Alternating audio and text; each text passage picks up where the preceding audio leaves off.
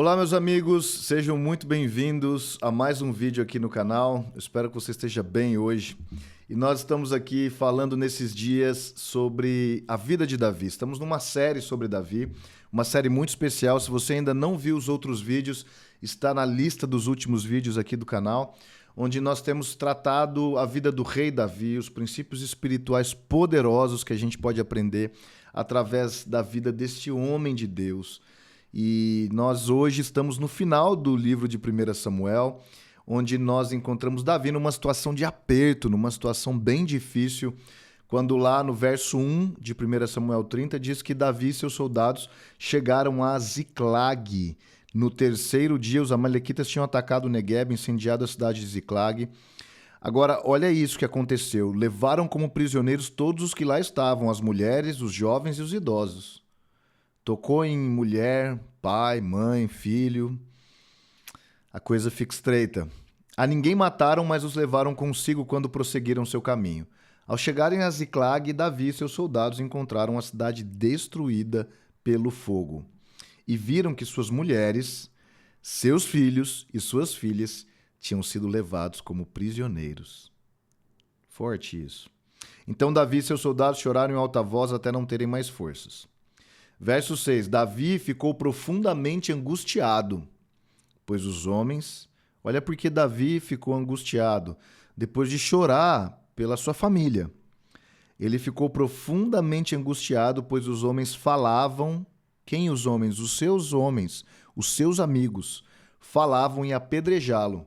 Todos estavam amargurados por causa de seus filhos e de suas filhas.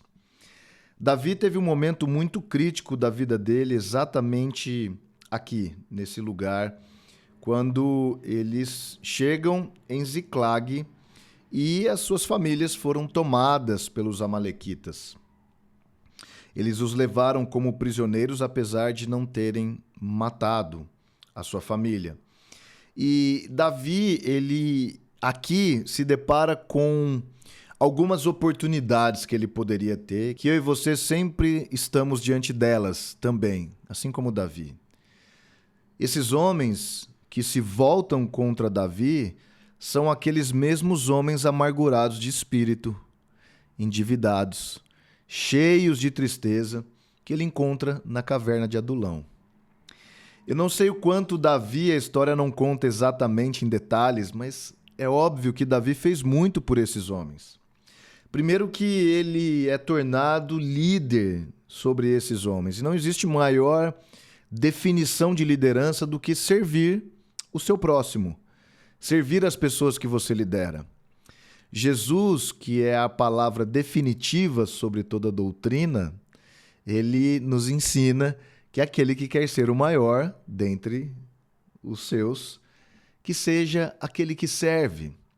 Ele diz, porque ninguém tem maior amor pelos seus irmãos do que aquele que dá a sua própria vida, quando ele se refere a si mesmo.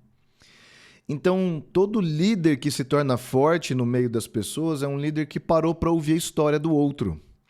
É um líder que parou para se interessar pela vida do outro. É um líder que parou para entender o que acontece com a vida do outro. E isso deveria permear as nossas relações, porque liderança é uma função tão crucial e importante que determina referência para nós, mas que ela não ocupa uma posição de superioridade, mas ocupa uma posição maior de serviço. A pessoa consegue carregar uma carga maior de serviço porque ela consegue servir o próximo, que significa incondicionalmente e sem calcular e contar os seus interesses, servir os interesses de outra pessoa. Quando nós aprendemos essas verdades tão poderosas como o core, o centro da nossa fé em Cristo Jesus, porque foi exatamente isso que Cristo fez por nós. Foi exatamente esse se despir de si mesmo que nós encontramos em Filipenses 2, quando Jesus assume a forma de um servo, se humilha na morte de cruz, mas ele assume a forma de um homem que para Jesus foi humilhante. Jesus é Deus. O Verbo estava com Deus. O Verbo era Deus. E ele encarnou na figura de um homem pecador como eu e você para se humilhar e tomar a sua cruz e morrer pela minha vida e pela sua. O apóstolo Paulo ainda diz em Filipenses 2 que por esse motivo ele ocupa o mais alto lugar, para que todo joelho se dobre a ele e toda língua confesse o nome de Jesus. É muito poderoso isso. Então, Davi, ele cuidou desses caras, porque eles se tornaram o seu exército, os seus amigos. Aqui, nós vemos que o exército tinha crescido, se antes ou depois, não fica claro, mas aqui tinham 600 homens nesse momento de 1 Samuel 30. Apenas 400 foram lá até os amalequitas para recuperar a sua família e as suas posses. Mas o que eu quero me ater aqui hoje, no nosso ensino, tem muito mais a ver com esse momento que Davi sofre na sua vida. Esse momento que as pessoas se opuseram a ele. E não eram pessoas estranhas que se opuseram a ele. Eram as pessoas mais próximas do seu relacionamento. As pessoas da sua maior intimidade. As pessoas que ele deu muito a elas, agora essas pessoas se voltam contra eles. Primeiro porque, obviamente, a sua família foi levada cativa. Tocou em marido e mulher, em filho, em família. A coisa fica séria. Você sente sangue do seu sangue. Você sente aquela dor como se fosse sua. E é exatamente isso que aconteceu aqui.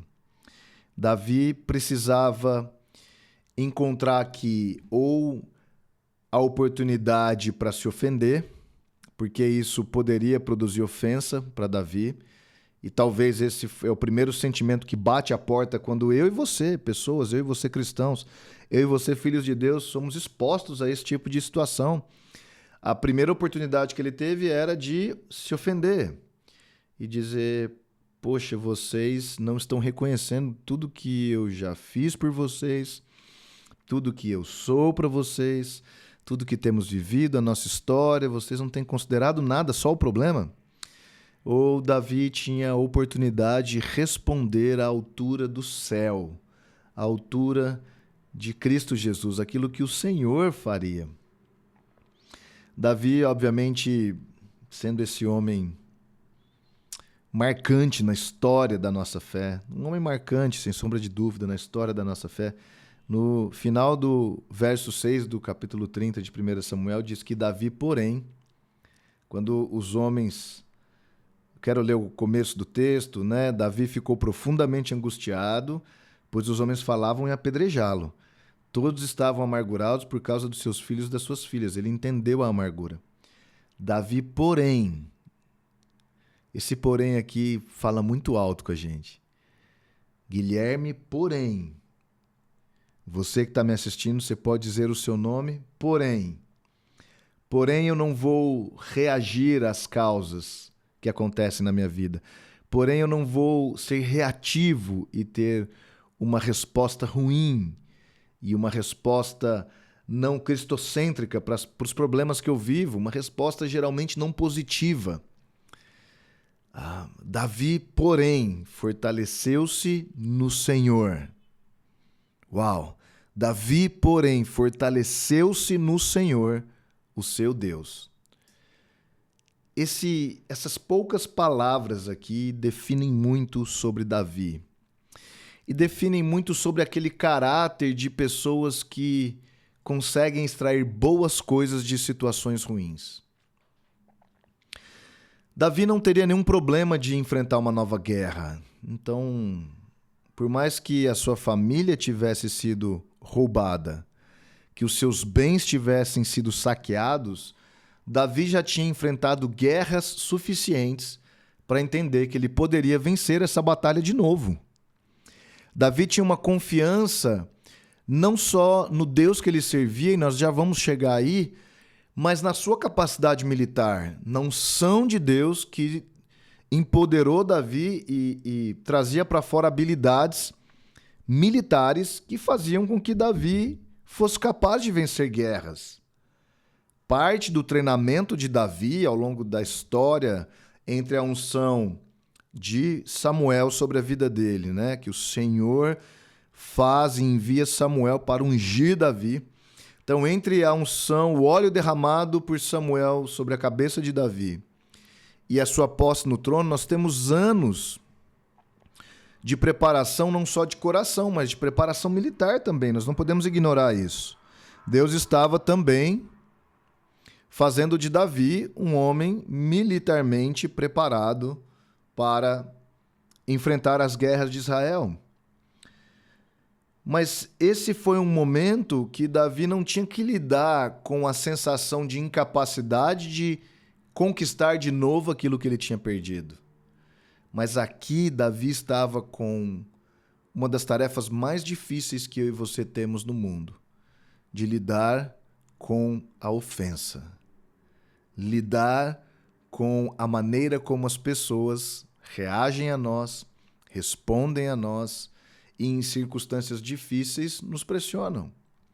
Aqui são as pessoas que Davi amava, são as pessoas que Davi tinha amizade. Eram as pessoas que ele comia com elas. Eram as pessoas que ele acampava com elas, as suas famílias conviviam juntas. Você imagina como para Davi ver aqueles homens respondendo daquela forma, ou melhor, reagindo, porque reação é diferente de resposta. Vendo aqueles homens reagindo daquela forma, como aquilo deve ter mexido no coração de Davi, e ele deve ter se sentido profundamente ofendido. Provérbios capítulo 18, no verso 19, diz que o irmão ofendido resiste mais que uma fortaleza. Essa é uma escritura muito poderosa que deveria já, para nós, nos ensinar a resistir todo tipo de ofensa. Porque ofensa é uma coisa muito séria, principalmente nos dias que a gente vive. É muito séria. Hebreus capítulo 12, verso 14 em diante, nós lemos que nós não podemos permitir, né? Não devemos nos excluir da graça de Deus, para que nenhuma raiz de amargura possa brotar na nossa vida, possa nascer na nossa vida. Porque raiz de amargura está relacionada sempre a relacionamentos. O relacionamento com Deus e o relacionamento com as pessoas. Nós podemos facilmente nos ofender com o Senhor se não entendemos o que Ele está fazendo. E mais vezes do que nós esperamos, também podemos nos ofender com as pessoas que estão ao nosso redor, com as pessoas que fazem parte do nosso relacionamento. Então, quando nós permitimos que ofensa cresça, ela se torna uma raiz, ela pode dar luz a uma raiz de amargura. É uma pequena ofensa hoje, uma pequena ofensa amanhã, uma pequena ofensa daqui 3 dias, uma pequena ofensa daqui 10 dias. E quando a gente deixa de comunicar claramente o que nós sentimos, a gente vai permitindo que esses ambientes ao nosso redor fiquem ambientes presunçosos, que pessoas ficam pensando o que é que o outro está pensando. Elas ficam, às vezes, guardando rancor, ofensa, de coisas que foram ditas para ela por alguém e elas não conseguem nunca expressar para aquela pessoa dizendo: cara, não foi legal aquilo que você falou aquele dia. Vamos tratar isso aqui? Olha, eu não entendi o que você me disse aquele dia. Você falou uma frase que eu não entendi direito. Você pode me explicar melhor?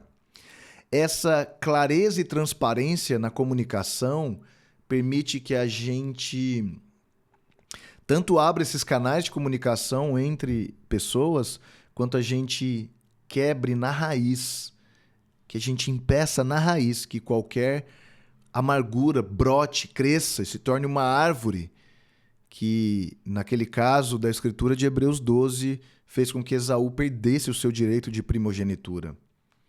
Esse é um assunto longo que a gente poderia discorrer com bastante amplitude, mas perder o seu direito de primogenitura é uma coisa muito séria.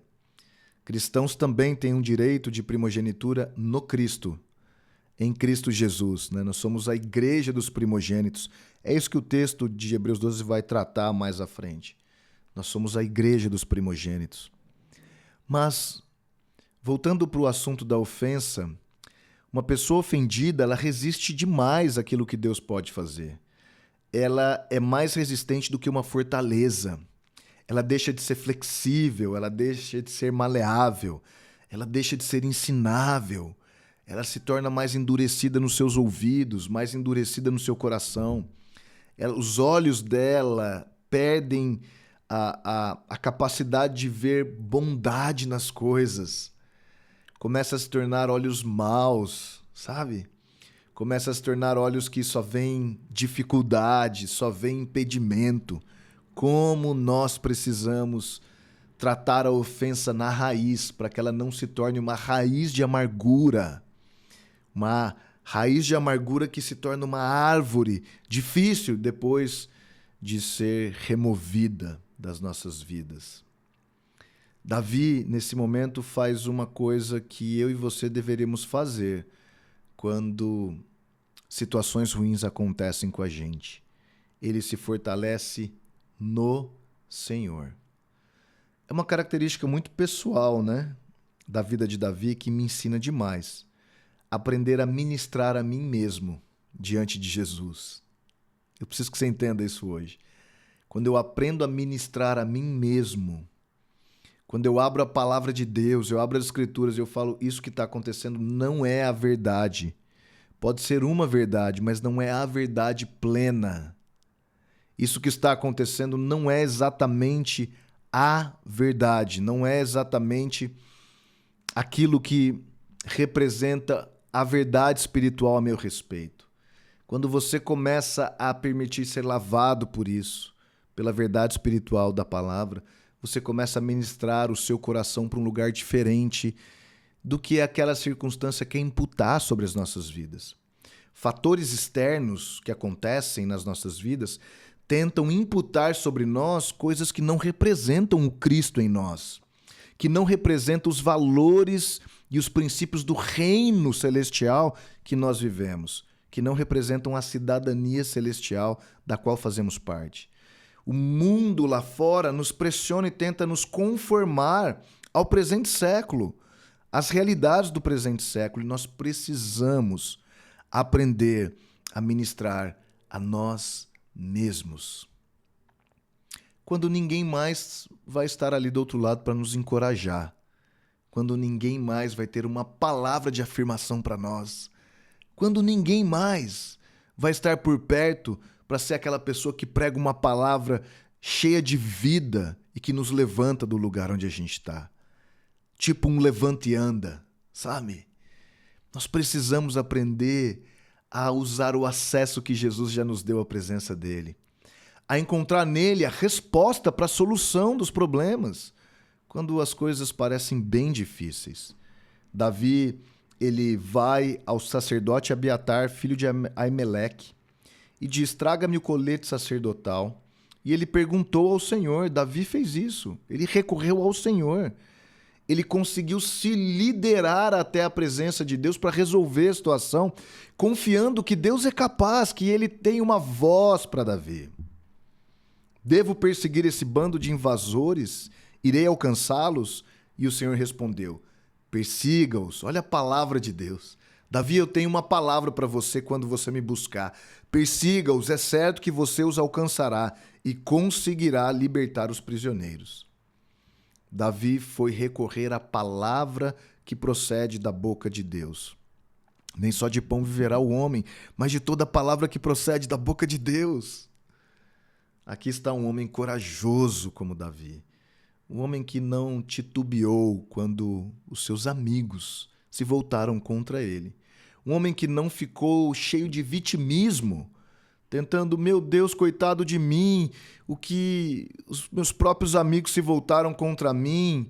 Então você se enche de autopiedade e você se coloca num lugar onde você se sente uma vítima do que está acontecendo. Quando, na verdade, o Senhor nos deu a capacidade, o sangue de Jesus. Entenda isso, meu irmão. O sangue de Jesus nos deu acesso à presença dele. O sangue de Jesus nos fez pessoas que podem chegar confiadamente diante do trono de graça para receber graça e misericórdia em tempo oportuno. E quando nós fazemos acesso, nós fazemos bom uso do acesso que nós temos até a presença dele, o Senhor tem uma palavra para nós. Jesus continua falando, Hebreus capítulo 1, anteriormente, nos dias passados, ele falou através dos profetas, ele falou através dos patriarcas, ele falou através da vida de muitos homens e mulheres, mas nos dias de hoje, eu e você, pelo sangue de Jesus derramado, pela redenção, pela salvação, pelo perdão de pecados, eu tenho acesso, não para pedir perdão só pelos meus pecados. Meu Deus, faça bom uso do acesso que você tem ao poder de Deus, ao poder que Deus tem para te dar uma palavra que resolve tudo, que coloca um ponto final em situações difíceis. Que a gente possa aprender hoje, como Davi, a ministrar a nós mesmos essas verdades. Quando você está aprendendo aqui hoje, quando você pode abrir as suas escrituras e você pode ir diante da presença de Deus para obter qualquer uma das coisas difíceis que você precisa obter, da voz de Deus, do caráter do Cristo, daquilo que Ele pode fazer muito além do que eu sou capaz. Essa situação foi impossível para Davi. Sem sombra de dúvida, quando ele olhou a situação, ele não usou dos seus recursos carnais, da sua capacidade militar que ele sabia que ele tinha. Ele recorreu ao Senhor. Ele disse, eu não posso resolver isso aqui por mim mesmo. Eu sei que eu já venci várias guerras, mas eu preciso recorrer àquele que tem a decisão final, que tem a palavra que determina tudo. O meu Deus pode deliberar, pode me falar uma palavra hoje que vai definir todas as coisas. Davi, então, vai até os amalequitas, vence aquela batalha, restaura todas as coisas perdidas, inclusive a sua família, a família dos seus amigos, e eles continuam a jornada deles rumo ao trono que Deus tinha para Davi. Eu espero que essa palavra tenha abençoado a sua vida. Se você gostou, deixa um like. Se você ainda não se inscreveu nesse canal, aproveite e se inscreva. Eu te vejo num próximo vídeo. Tchau!